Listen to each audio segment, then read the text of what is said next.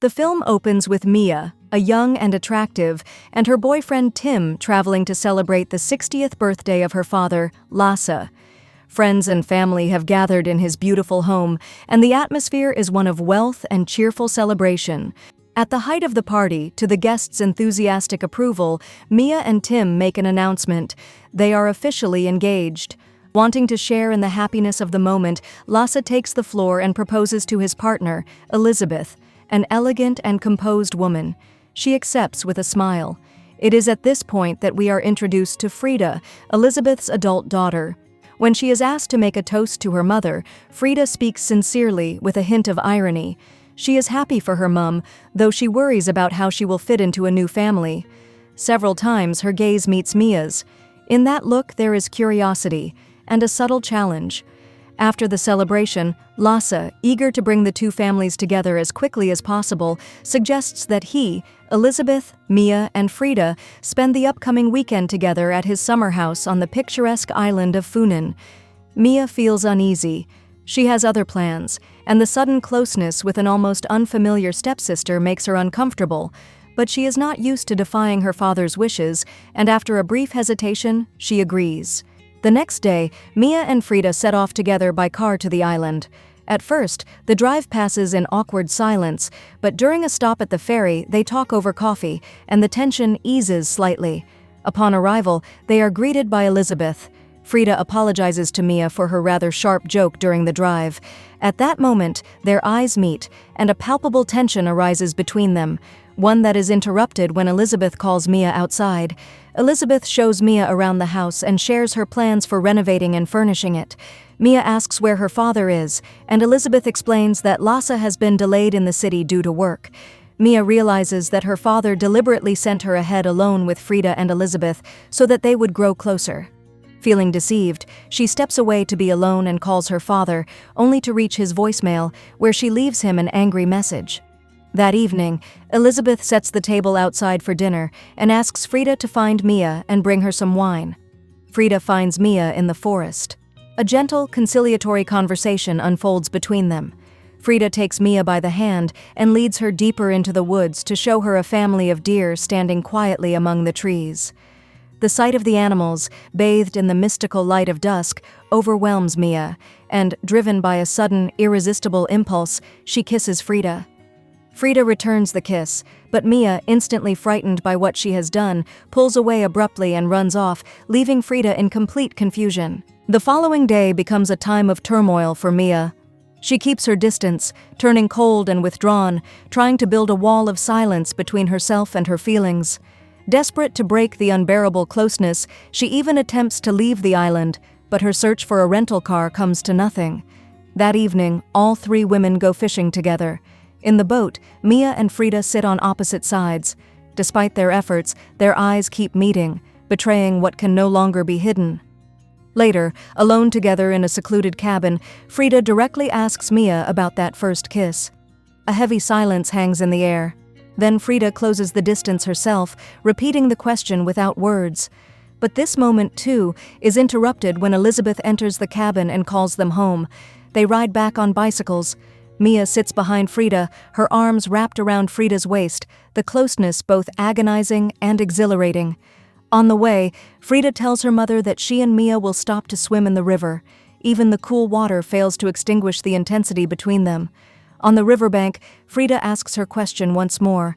Staring off into the distance, Mia murmurs that she doesn't know why it happened and that she loves Tim.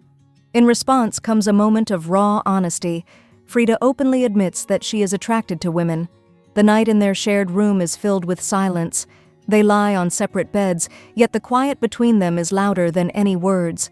Frida is the first to break it. She gets up and crosses the room. What follows is driven by an irresistible force. All the restrained tension finally breaks free, sweeping away doubts and prohibitions. In the darkness, there are no past commitments and no future consequences, only the present moment and their shared desire. Morning brings them back to reality. Elizabeth wakes them, reminding them it is time to leave. A touch of irony awaits them outside. Frida's car refuses to start, as if the island itself is reluctant to let them go. Still, they manage to reach the ferry. And in Stockholm, at the harbor, Tim is already waiting for them. Together they head to Lasse's house, where Mia must finally face the life she has been running from and make a decision that will change everything. Returning to Lasse's spacious house does not dissolve the tension, it merely changes its setting. Against the lush greenery of the garden, Frida, no longer able to remain silent, tries to speak about what happened between them. But Mia, gathering all her strength, cuts her off. She tells Frida that she has no feelings for her, that she loves Tim, and that in 2 months they will be married. Each word cuts deep, above all into herself, because she is lying while feeling how irresistibly drawn she is to this woman. Unable to endure Frida's gaze, Mia turns and walks away, leaving Frida alone. Later, on the tennis court, Lasse explains to his daughter with paternal indulgence that he deliberately arranged the trip so that she would bond with Elizabeth and Frida. Mia finally releases the bitterness she has been holding back.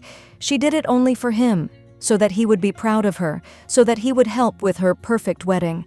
Their voices rise, the edge of an argument emerging, only to be abruptly interrupted by Tim's arrival as he calls everyone to lunch.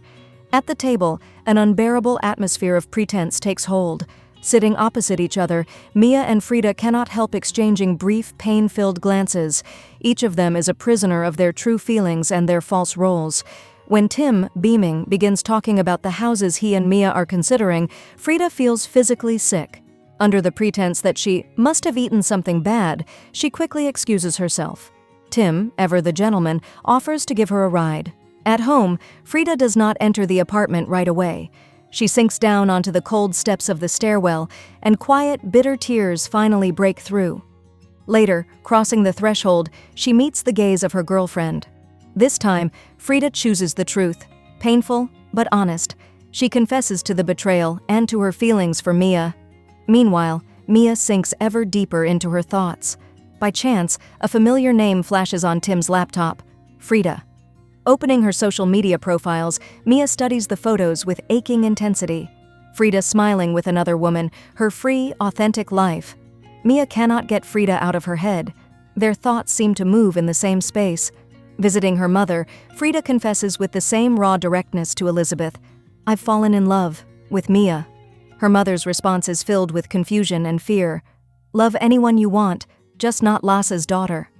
An unexpected opportunity arises when Mia's brother, Oscar, mentions over dinner that Frida is in town with her former school class for a performance. Unable to resist the impulse, Mia goes to the school. The sounds of a children's choir drift from the auditorium. Seeing Mia's silhouette in the doorway, Frida freezes for a moment, then steps outside. In the silence of the empty school corridor, bathed in soft light from the windows, words are unnecessary. All the longing and inner struggle of the past days dissolve in a single long, tender kiss, filled with mutuality and relief. They steal this day for themselves, talking, laughing, rediscovering each other. At times, passion overwhelms them, and they surrender to it as if tomorrow did not exist. But reality eventually intrudes. Looking at Mia, Frida says plainly, "I love you, and I want to be with you." In response, Mia remains silent, unable to make a promise that would shatter her old world. This uncertainty hurts Frida more than any cruelty could. In the morning, Mia gives Frida a ride. After agreeing to meet later that day, they forget all caution and share a goodbye kiss. At that very moment, Tim slowly drives past in his car. He sees everything. He stops for just a second, and then disappears around the corner.